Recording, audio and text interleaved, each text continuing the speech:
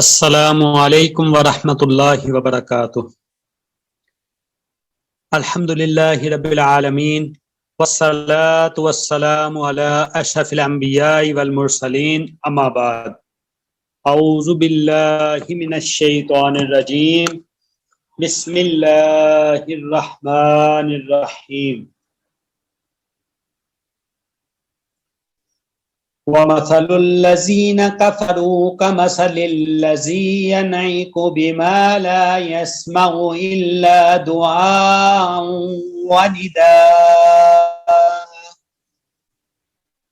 صُمٌّ بُكْمٌ عُمْيٌ فَهُمْ لَا يَعْقِلُونَ۔ يا أيها الذين آمنوا كلوا من الطيبات ما رزقناكم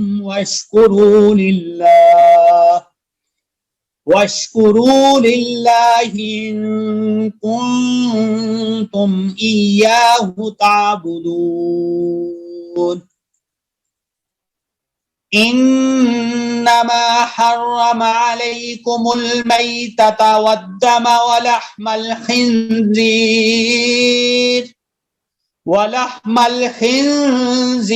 وما أهل به لغير الله، فمن اضطر غير باغ ولا عاد فلا إثم عليه، ان اللہ غفور رحیم۔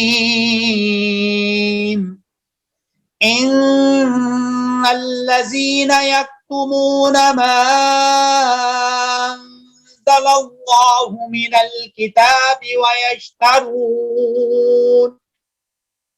الكتاب ويشترون به ثمنا قليلا أولئك ما يأكلون في بطونهم إلا النار ولا يكلمهم الله يوم القيامة ولا يزكيهم ولهم عذاب عليم۔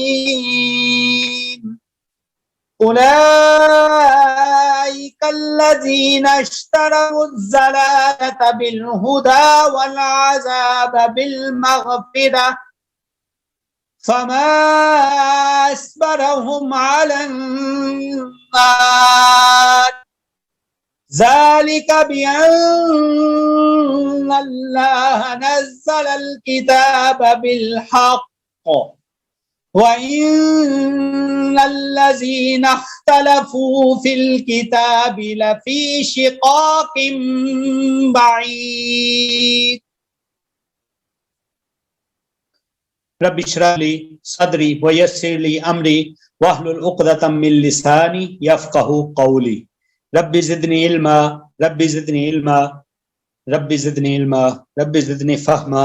اللہم انا نسألک علما نافعا ورزقا طیبا وعملا متقبلا۔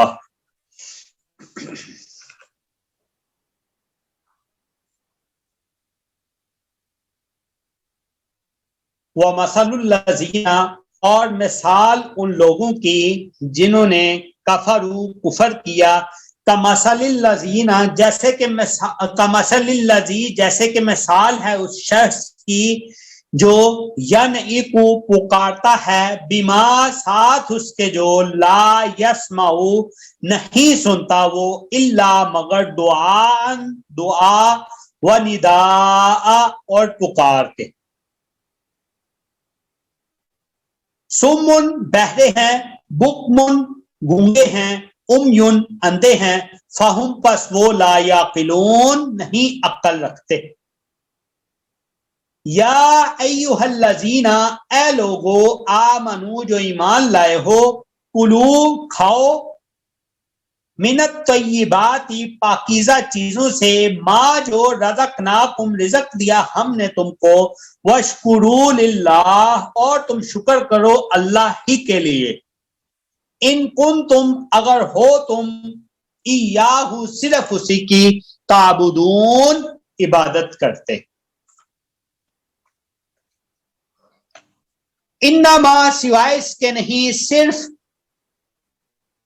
یا سوائے اس کے نہیں یا صرف حرم حرام کیا علیکم المیتۃ تمہارے اوپر مردار والدم اور خون ولحم الخنزیر اور گوشت سور کا وما اہل اور جو کہ وما اہل بھی اور جو کہ اہل کی گئی ہو ساتھ اس کے پکاری گئی ہو ساتھ اس کے کس کے لغیر اللہ غیر اللہ کے لیے فمن اضطر پس جو کوئی لاچار ہو غیر باغن نہ سرکشی کرنے والا ہو ولا عادن اور نہ حد سے گزرنے والا ہو فلا اسم پس نہیں گناہ علیہ اس پر ان اللہ بے شک اللہ غفور خوب بخشنے والا رحیم نہایت رحم کرنے والا ہے. ان الذین بے شک جو لوگ یکتمون چھپاتے ہیں ما جو انزل اللہ نازل کیا اللہ نے من الکتاب کتاب میں ویشترون اور لے لیتے ہیں بھی اس کے ساتھ ثمنن قلیلا تھوڑا فائدہ یا تھوڑی قیمت اولئک یہ لوگ ما نہیں یاکلون او کھاتے فی بطونہم اپنے پیٹوں میں الا النار مگر آگ. یہ اکل یاکلو سے کھانا ہے لیکن ادھر یاکلون کا بڑھ لیں کر لیں اور نہیں وہ بڑھتے فی بطونہم اپنے پیٹوں میں الا مگر نارا آگ کو ولا یکلمہم اللہ اور نہیں کلام کرے گا اللہ ان سے یوم القیامتی قیامت کے دن ولا یزکیہم اور نہ وہ پاک کرے گا ان کو وَلَهُمْ اور ان کے لیے عذاب ہے علیم دردناک. اولئک الذین یہی لوگ ہیں جنہوں نے اولئک الذین اشتروا یہی لوگ ہیں جنہوں نے خرید لیا الضلالۃ گمراہی کو بالہدا ہدایت کے بدلے والعذاب اور عذاب کو بالمغفرہ مغفرت کے بدلے. فما اصبرہم فما پس جو اصبرہم وہ صبر کرنے والے ہیں علی النار آگ پر. ذالک یہ بأن اللہ اس چیز کے ساتھ کہ بے شک اللہ نے نزل الکتاب اتاری کتاب بالحق حق کے ساتھ.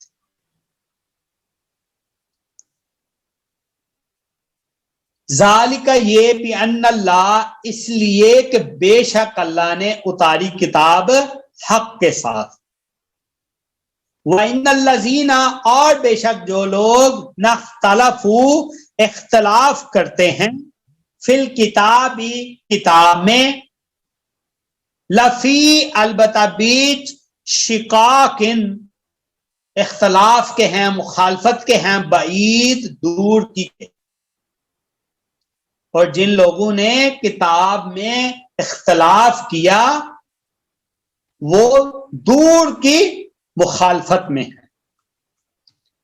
جی ہم نے جو اپنی دہرائی شروع کی تھی وہ ہم نے شروع کی تھی دوسرے سپارے کا پہلا ربع. تو ماشاءاللہ جی آج ہمارے کافی سارے جو ہیں وہ تعداد ہو گئی ہے. تو میں کہہ رہا تھا کہ ہم اس سے پہلے کہ ہم آگے نئے والے سبق کی طرف جائیں ہم ساتھ ساتھ ہم گرامر کو لے کے چلتے ہیں. ہم نے پہلے سپارے میں ساتھ ساتھ گرامر پڑھی تھی اور اس میں ہم نے کافی کچھ پڑھ لیا تھا اور میرا خیال ہے کافی ساروں کو وہ بھول بھی گیا ہوگا. تو آج کی کلاس میں ہم نے ایک تو اپنا وہ پیچھے سے دہرائی مکمل کر لی. آج ہم گرامر کو شروع کرتے ہیں جتنی گرامر ہو سکی اس کو ہم کریں گے اور اسی کے ساتھ پھر ہم آگے روزانہ کا سبق گرامر کا بھی لیتے رہیں گے اور اس کا بھی لیتے رہیں گے، تاکہ دونوں چیزیں ہماری ساتھ ساتھ چلیں اور ہمیں صحیح سے ترجمہ صحیح معنی میں سمجھ آئے جس طرح کے سمجھ آنے کا حق ہے۔ اور اس سے ہمیں فائدہ کیا ہوگا؟ اس سے ہمیں فائدہ یہی ہوگا کہ کوئی بھی ہمارا بازو پکڑ کے ہمیں اپنے ساتھ لے کے نہیں چل سکتا، ہمیں حق سے دور نہیں کر سکتا، ہمیں داؤ پیچوں میں نہیں ڈال سکتا۔ تو اس کے لیے بہت ضروری ہے، بہت آسان ہے، بہت سمپل ہے۔ جدھر سے مشکل لگی ہم ادھر سے چھوڑ دیں گے، دوبارہ سے واپس چلیں گے اور تب مشکل کی طرف جائیں گے جب پیچھے سے ساری ہمیں سمجھ آ جائے گی۔ تو اس کا بھی ایک دفعہ دہرائی بھی ہوگی، خلاصہ بھی ہو گیا، تو اس کی بھی جو ہے وہ دہرائی اور خلاصہ آج کرتے ہیں اور اس کو سٹارٹ کرتے ہیں انشاءاللہ۔ پھر کل سے ہمارا نیا سبق جو ہے وہ 177 نمبر آیت سے شروع ہو جائے گا انشاءاللہ، اور پھر ہم دیکھ لیں گے ساتھ ساتھ کہ ہم نے ایک آیت کو لے کے چلنا ہے یا 2 آیتوں کو لے کے چلنا ہے یا اسی طرح 10 آیتوں کو لے کے چلنا ہے، وہ جس طرح بھی آسانی کے ساتھ ہم چل سکے، کیونکہ ٹوٹل ہمارے پاس 15 منٹ کا ٹائم ہوگا، تو اس میں آسانی کے ساتھ ہم دیکھ لیں گے جتنا ہم کر سکے۔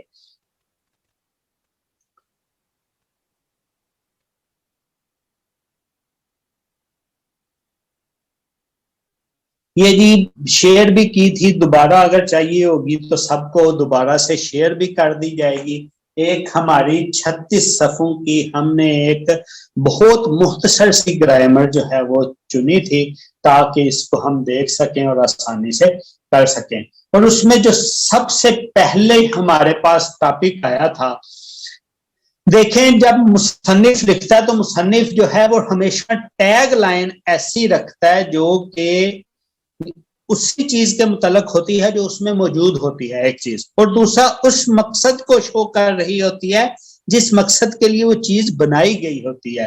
اب یہ گرامر بنائی تو بنانے کے لیے مصنف نے سب سے پہلی لائن ہی کیا لکھا؟ براہ راست ترجمہ قرآن سیکھنے کے لیے۔ تو ہمارا اس کلاس کا مقصد بھی یہ ہے کہ ہم کسی کا ہاتھ پکڑ کے کسی کی ترجمے سے دیکھ کر ترجمہ نہ کریں، بلکہ ہم پڑھیں تو خود سے ہمیں اس کا ترجمہ آتا ہو، خود سے ہمیں سمجھ آ جائے کہ ہم کیا پڑھ رہے ہیں اور ہمارے لیے اس میں کیا پیغام ہے۔ ٹھیک ہے، اس کے لیے یہ پھر ہے جی مختصر مگر جامع بنیادی قواعد اور عربی گرامر۔ مختصر کی سب کو سمجھ ہے، تھوڑی چھوٹی چیز کو کہتے ہیں مگر کا مطلب چھوٹی تو ہے، لیکن چھوٹی کس طرح کی ہے؟ جامع، کمپریہنسو، یعنی الفاظ کم ہیں، کوانٹٹی کم ہے، کوالٹی زیادہ ہے۔ ٹھیک ہے، یعنی زیادہ چیزیں اپنے اندر سمائے ہوئے ہے۔ جامع بنیادی قواعد، اب بنیادی قواعد سے جس طرح واضح سمجھ آ رہی ہے کہ بالکل بیسک ہیں، اس میں کوئی ایسی نہیں ہے کہ کوئی بولے کہ اس کے لیے عالم ہونا پہلے سے ضروری ہے پھر اس کو سمجھ آئے گی، ایسا نہیں ہے، ہر عامی آدمی کے لیے نہیں۔ ٹھیک ہے، لیکن عامی آدمی کے لیے بھی شرط یہی ہوتی ہے کہ اس کو سیکھا جائے، اس کو سمجھا جائے، اس کے بعد پھر وہ آسان لگنے لگتی ہے۔ سب سے پہلے ہیں جی حرکت کس کو کہتے ہیں؟ حرکت آسان لفظوں میں بتاؤں، پہلے بھی ہم نے پڑھا، کیونکہ دہرائی ہے تو اس کو لے کے چلتے ہیں۔ پیش، زبر اور زیر، یہ جو زبر زیر پیش زبر زیر ہے، ان کو حرکت کہا جاتا ہے۔ تو اس کا دوسرا نام جو ہے وہ اعراب بھی ہوتا ہے۔ ٹھیک ہے، تو پیش کے 2 اور نام بھی ہیں، یا اس کو رفع کہتے ہیں یا ضمہ کہتے ہیں۔ اسی طرح زبر کے بھی 2 اور نام ہیں، نصب یا فتح۔ اسی طرح زیر کے بھی 2 اور نام ہیں، ڈر یا کسرہ۔ اب جس کے اوپر زبر یہ پیش آ جاتی ہے اس کو مضموم کہا جاتا ہے یا مرفوع کہا جاتا ہے۔ اسی طرح جس کے اوپر، اب یہ بات ہوگی ہمیشہ ہماری لفظ کے آخری حرف کی بات ہوگی۔ یہ یاد رکھیے گا کہ جب بھی عربی میں اعراب کی بات ہوتی ہے وہ لفظ کے آخری حرف کو ذہن میں رکھ کے بات کی جاتی ہے۔ مثلا لقمانہ، ٹھیک ہے، یہ نون کے اوپر اینڈ پہ زبر ہے، جس طرح ہمارے سامنے مثال میں الحمدو دیا گیا ہے. ٹھیک ہے, تو یہ آخری حرف کو زیر بحث لایا جاتا ہے. تو جب آخری حرف کے اوپر پیش آ گئی اس کو ہم یا مضموم بولیں گے یا مرفوع بولیں گے. اب جس لفظ کے آخری حرف کے اوپر زبر آ جائے تو اس کو ہم یا منصوب بولتے ہیں یا اس کو مفتوح بولتے ہیں. پھر جر یا کسرہ جس کے آخری حرف کے اوپر بسم اللہ جر آ جائے اس کو یا مجرور بولتے ہیں یا مکسور بولتے ہیں. آج تک سب کو پتا ہوگا نا پیش زیر زبر کا. تو پیش زیر زبر سے آگے ہم نے سیکھنا ہے رفع یا ضمہ پیش کو کہتے ہیں, نصب یا فتح زبر کو کہتے ہیں, جر یا کسرہ زیر کو کہتے ہیں. رفع یا ضمہ جب آئے گا تو اس کو مرفوع یا مضموم بولیں گے. نصب یا فتح جب آئے گا اس کو منصوب یا مفتوح بولیں گے. جر یا کسرہ جب آئے گی اس کو ہم مکسور یا مجرور بولیں گے. لیکن اس بات کو ذہن نشین رکھیں, خیال رکھیں, جب بھی اعراب کی بات ہوگی عربی میں وہ بات ہو رہی ہوتی ہے لفظ کے آخری حرف کے متعلق بات ہو رہی ہوتی ہے اس کو. ٹھیک ہے, اس کے مطابق اس کو بولا جاتا ہے. جیسے مثال میں الحمد کے آخری دال کے اوپر پیش ہے, الصراط صراط کے تا کے اوپر پیش ہے, زبر ہے. اسی طرح بسم اللہ میم کے نیچے کسرہ ہے یا جر ہے. اب تنوین کیا ہوتی ہے؟ جب دو پیشیں, دو زبریں یا دو زیریں اکٹھی آ جائیں تو ان کو تنوین کہا جاتا ہے, اور اس کو پڑھتے ہوئے اینڈ پہ نون کی آواز پیدا ہوتی ہے. جیسے یومن, ویسے تو میم ہے لیکن اوپر دو پیشوں کی وجہ سے نون کی آواز اینڈ پہ آئی. جیسے خیرن, ویسے تو آخر پہ الف ہے لیکن دو تنوین ہونے کی وجہ سے, دو زبریں ہونے کی وجہ سے, دو نصب ہونے کی وجہ سے خیرن نون کی آواز آئی. جبالن, لام کے نیچے دو زیریں ہیں لیکن آواز کس کی آئی؟ نون کی آئی. اس کو کہتے ہیں تنوین. پھر ہے سکون. سکون جزم کی علامت جسے عام طور پہ ہم کہتے ہیں جس کے اوپر کوئی حرکت نہیں ہوتی, اس کے اوپر جزم ہی ہوتا ہے, حالت سکون میں ہوتا ہے وہ. اس کی نشانی جو ہے وہ اس طرح سے بھی ہے اور اس طرح سے بھی ہے, چھوٹا سا جو ہے وہ اوپر سرکل ہوتا ہے, یا اردو میں جس طرح 8 لکھتے ہیں اس طرح کا ہوتا ہے. اور اس کو ہم جزم لفظ, جزم لفظ کے درمیان میں بھی آتی ہے اور آخر میں بھی آتی ہے, اور ہم عمومی طور پہ اسے جزم کے نام سے پہچانتے ہیں.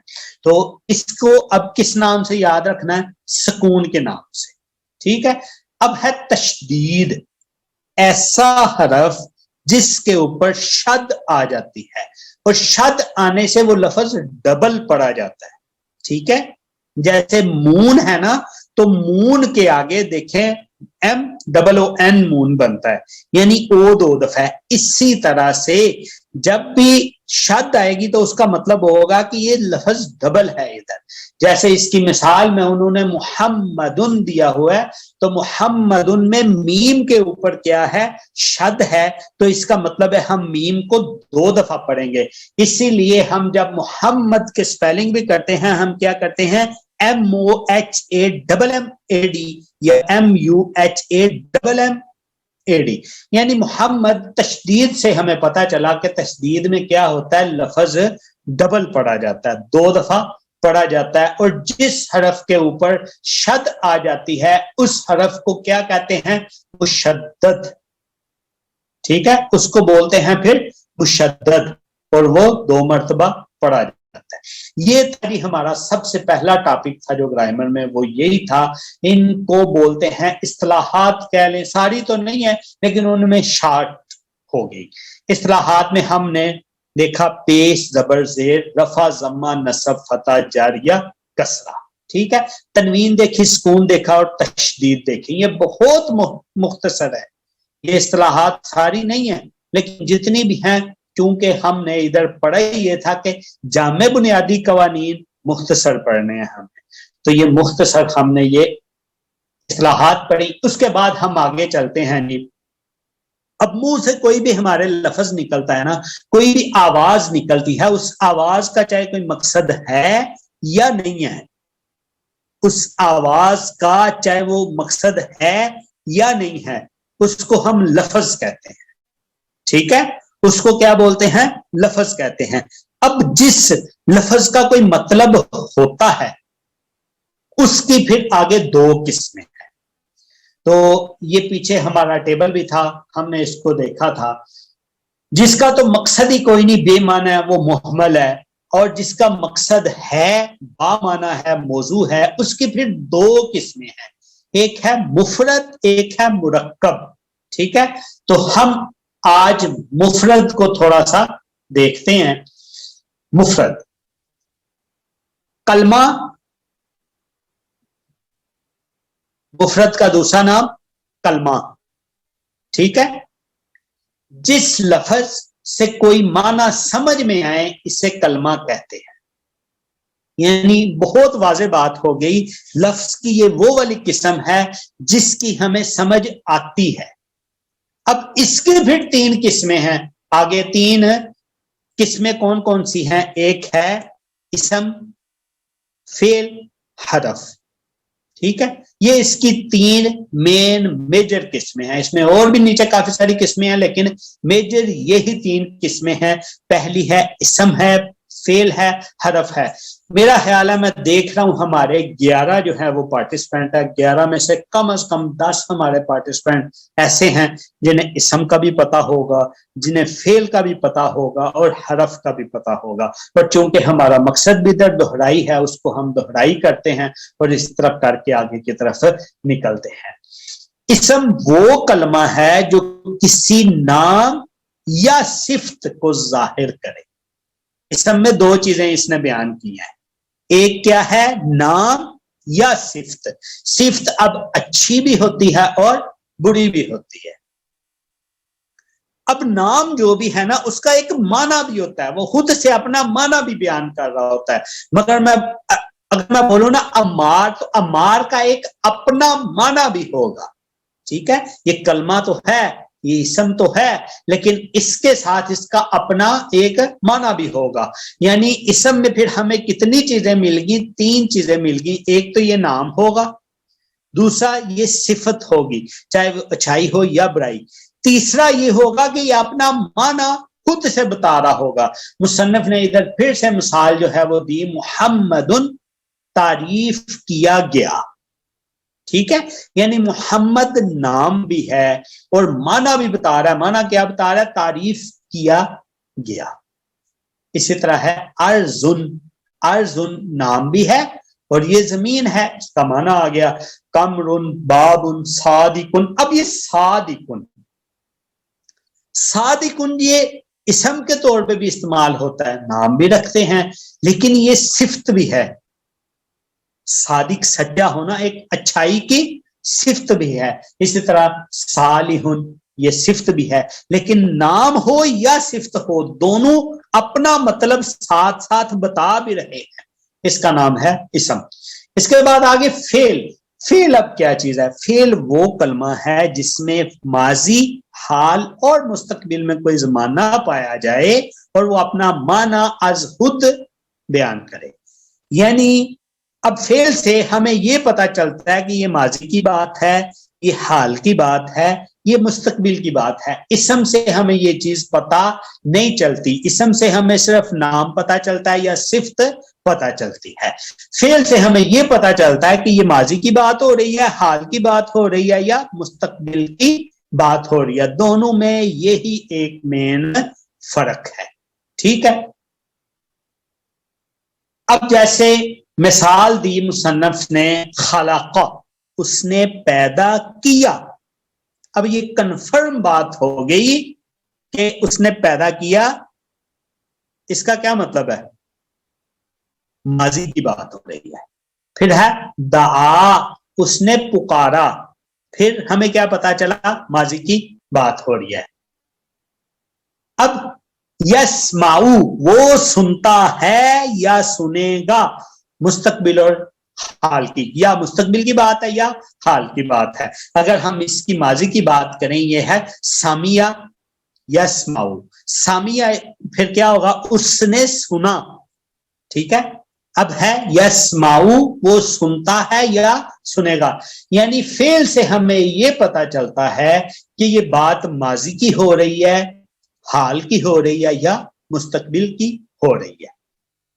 اب عربی میں دو چیزیں ہیں، اردو میں تو تین چیزیں ہیں نا، ایک ہے ماضی ہے، حال ہے اور مستقبل ہے، لیکن عربی میں دو چیزیں ہیں۔ عربی میں ہوتا ہے ماضی اور مضارع، ٹھیک ہے۔ مضارع میں دو چیزیں آتی ہیں، حال بھی آتا ہے، مستقبل بھی آتا ہے۔ جیسے یہ ہے یسمعو، اس کا ماضی ہے سامعہ۔ اب سامعہ ایک لفظ ہے، ماضی الگ ہو گیا، لیکن یسمعو میں دو معنی آ رہے ہیں، حال کا بھی آ رہا ہے، مستقبل کا بھی آ رہا ہے، یہ مضارع ہے۔ اب یہ پتا ہمیں کیسے چلے گا؟ یہ فعل کے ساتھ کچھ امدادی چیزیں بھی آتی ہیں، وہ مدد کرنے والی کوئی چیزیں آتی ہیں، ہیلپنگ ورڈ جیسے ہوتے ہیں، اس طرح سے ہمیں پتا چل جائے گا کہ یہ کس طرح کی جملہ دیکھ کے مضارع کا کرنا یا مستقبل کا، اب مستقبل کا کرنا یا حال کا کرنا۔ تیسری چیز جو ہم نے قسم پڑھی وہ تھی حرف۔ حرف وہ کلمہ ہے جو اپنے معنی بیان کرنے کے لیے اسم یا فعل کا محتاج ہو، یعنی حرف ایسے کو کہتے ہیں جس کا کوئی معنی نہیں ہے۔ معنی تب تک نہیں ہے جب تک اس کے ساتھ کوئی اسم نہ جڑ جائے یا اس کے ساتھ کوئی فعل نہ جڑ جائے، تب تک حرف کا کوئی معنی نہیں ہے۔ محض ربط کا فائدہ دے، یعنی اس کا کام صرف چیزوں کو ملانا ہے۔ مثال کے طور پہ اس نے یہ مثال دی بازر بھی، اس کا ہم عموماً ترجمہ بھی ہی جیسے ہیں اس کے ساتھ اس کا ہم ترجمہ کر دیتے ہیں فی میں، اس میں کوئی پتہ نہیں، فعل آئے گا تو پتہ چلے گا کس میں، یا اسم آئے گا پتہ چلے گا کس میں۔ جیسے یہ میں نے بازر بھی کے ساتھ ہی ملا لیا تو پھر اس کا پتہ چلا نا اس کے ساتھ۔ اسی طرح واو اور یہ حرف ہیں، ان کا اسم اور فعل کے پہچاننے کے لیے علامات مقرر ہیں جن کی مدد سے ہم انہیں ایک دوسرے سے ممتاز کرتے ہیں، یعنی الگ کرتے ہیں ایک دوسرے۔ چونکہ ہم نے دہرائی بھی شروع کی، گرامر ایک خشک سبجیکٹ ہوتا ہے، کوئی اتنا مزے کا نہیں ہوتا۔ میں اگر کرنا چاہوں تو جتنی دہرائی ہم نے قرآن مجید کی ایک دن میں کر دی تھی وہ ساری اس کی بھی کر سکتا ہوں، لیکن اس کا فائدہ نہیں ہے۔ اس کو تو ہم ترجمہ دیکھ لیتے ہیں، لکھا لکھایا بھی دیکھ لیتے ہیں، لیکن اصل چیز ہماری جو ہے وہ یہ گرامر ہے۔ اس لیے ہم بجائے آگے جانے کے آج ہم نے جتنی چیزیں پڑھی ان کی تھوڑی سی سمری کر لیتے ہیں، اس کے بعد اتنا ہی آج کے لیے رکھتے ہیں، آئندہ بھی تھوڑا لے کے چلیں گے، لیکن جب ہم دہرائی سے بالکل نکل آئیں گے نا پھر ہم ایک ایک لائن بھی لے کے چلیں گے۔ اس کا مقصد یہ ہوگا کہ ہمیں بات کی سمجھ آئے اور ہم اس کو یاد کر سکیں۔ آج کے یاد کرنے کے لیے بہت ہی آسان چیز ہے، ہم نے زیر زبر پیش کم از کم ہم میں سے 10 لوگوں کو یہ پتہ ہے کیا ہوتی ہے۔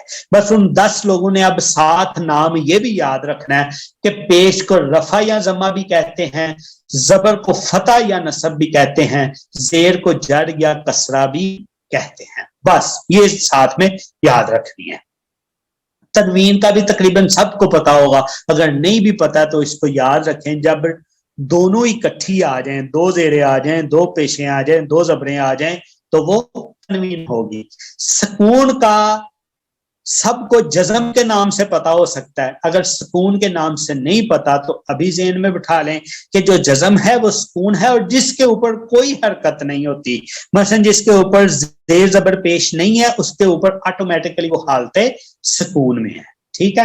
پھر ہے تشدید۔ تشدید کا بھی تقریباً سب کو پتا ہوگا کہ شد کی علامت جس پہ ہو، جیسے یہ شد کی علامت اللہ محمد دونوں ناموں میں آتی ہے، تو اس مناسبت سے بھی سب کو پتا ہوگا۔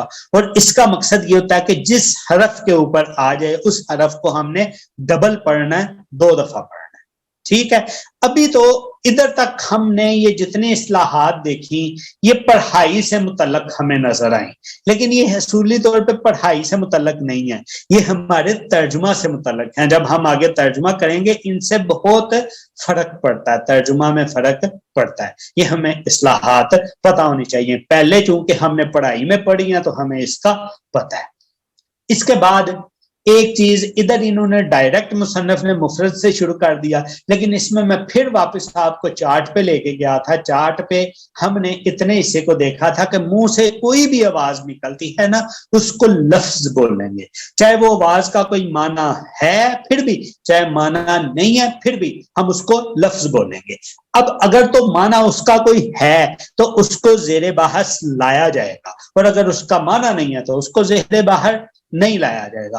اور ان کے دوسرے بھی نام ہیں جیسے محمل ہے اور موضوع ہے، ان کو ناموں کو ابھی ہم چھوڑ دیتے ہیں، ہم صرف معنی یاد رکھتے ہیں، ایک کا معنی ہے اور نہیں ہے.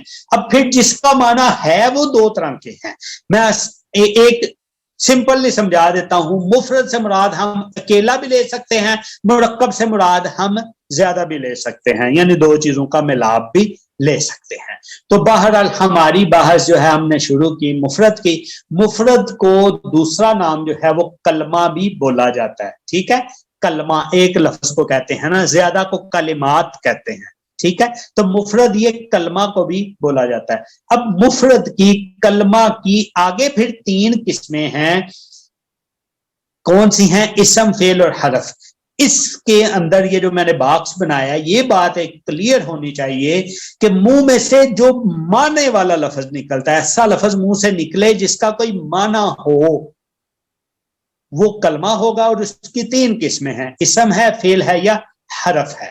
اسم یا میں نے کسی کا نام پکارا ہے، فعل یا میں نے کوئی کام کیا کرنا اس سے متعلق بات کی ہے، حرف یا ویسے میں نے کوئی ایسی چیز نکالی ہے کہ ساتھ ہی میں کوئی اسم یا فعل ملاؤں گا تو اس کا مطلب بھی سمجھ آ جائے گا.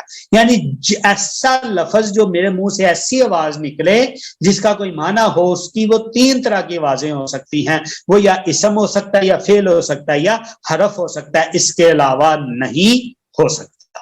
ٹھیک ہے، یہ مفرد ہے. اب اسم ہے. اسم کیا چیز ہے؟ جب کسی کا نام ہو یا کسی کی صفت ہو وہ کیا ہوگا؟ اسم ہوگا. اس کے ساتھ ایک چیز اور ایڈ ہوگی. ایک چیز وہ کیا ایڈ ہوگی کہ یہ پہلے سے جو ہماری ذہن میں موجود ہونی چاہیے بات کہ ہمیں وہ اپنا مطلب اور مقصد بھی بتا رہا ہوگا. اس کے بعد ہے جی فعل. فعل سے ہمیں مطلب اور مقصد سمجھ آنے کے ساتھ ساتھ یہ بھی پتا چلے گا کہ بات آج کی ہو رہی ہے یا گزرے ہوئے کل کی ہو رہی ہے یا آنے والے کل کی ہو رہی ہے. یہ بھی ہمیں ساتھ میں پتا چلے گا فعل سے. ٹھیک ہے، اس کے بعد ہے جی حرف. حرف ہمیں خود بخود تو کچھ نہیں بتائے گا. ہم کسی کے منہ سے ایسا لفظ نکلا جو حرف کے طور پہ ہو، ہم تھوڑا سا انتظار کریں گے کوئی اسم بھی نکلے تو اس کی سمجھ آئے، یا کوئی فعل بھی نکلے تو اس کی سمجھ. یعنی جب حرف کو سمجھنا اس کے لیے ضروری ہے یا اسم کے ساتھ وہ اٹیچ ہوگا یا فعل کے ساتھ اٹیچ ہوگا. اب پہچانیں گے کیسے؟ حرف کا تو پہچان ہوگی نا کہ یہ ان کے ساتھ اٹیچ ہوگا. اسم اور فعل کو کیسے پہچانیں گے؟ اس کی پہچان کے لیے جو ہے وہ کچھ علامات تو کافی ساری ہیں، لیکن چونکہ ہم نے بات کی تھی کہ ہم مختصر لیکن جامع بات کریں گے تو ہم اس میں سے کچھ جو ہے وہ علامات کل دیکھیں گے اور ان علامات کو ہم اپنے ذہن نشین کر لیں گے. کسی کا کوئی سوال ہے کر لیں، 2 منٹ ہیں پھر ہم اپنی کلاس کا اختتام کرتے ہیں انشاءاللہ. نہیں ہے؟ ٹھیک ہے جی، پھر ہم اپنی کلاس کا اختتام کرتے ہیں. سبحانک اللہم و بحمدک، اشہد ان لا الہ الا انت، استغفرک و اتوب الیک. السلام علیکم ورحمۃ اللہ وبرکاتہ.